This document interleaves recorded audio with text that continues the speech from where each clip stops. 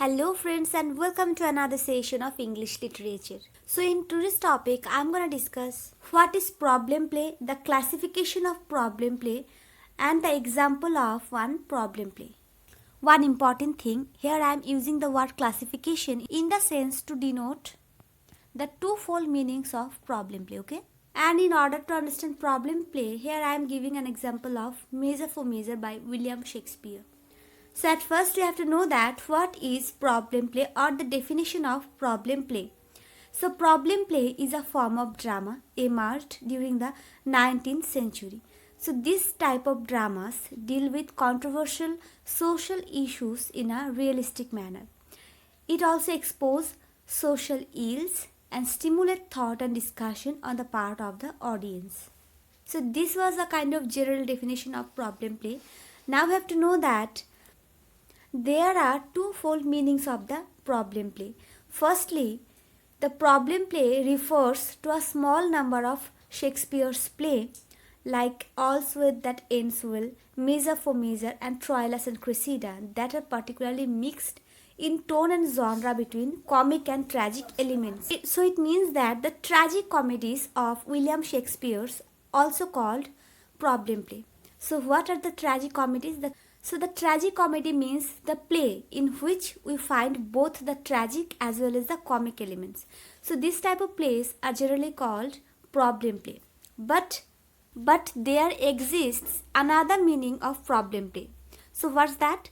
So problem play, as I said before, commonly used to describe a play which examines a specific social or political problem with the aim of igniting public debate.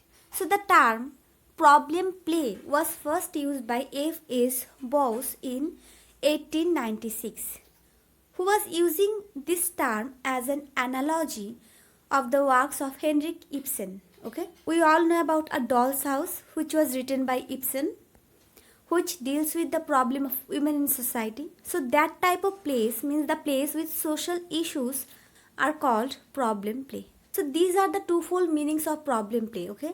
But we have to remember one thing, that the plays like A Doll's House or this type of plays dealing with social issues, they cannot be all-time tragicomedy, okay? It doesn't mean that tragicomedy means problem play.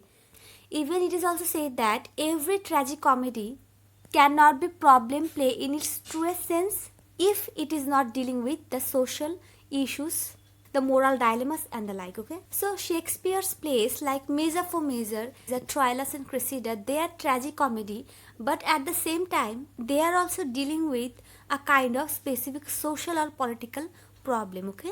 So in order to understand it more clearly, we have our next example, which is Measure for Measure by William Shakespeare as a problem play. So William Shakespeare's Measure for Measure is generally regarded as a problem play because it sits uneasily between tragedy and comedy and raises questions about morality, justice, mercy and closure. In Measure for Measure, the problems are mainly theatrical, emotional and moral. This play stages the interweaving of sexuality, morality and power.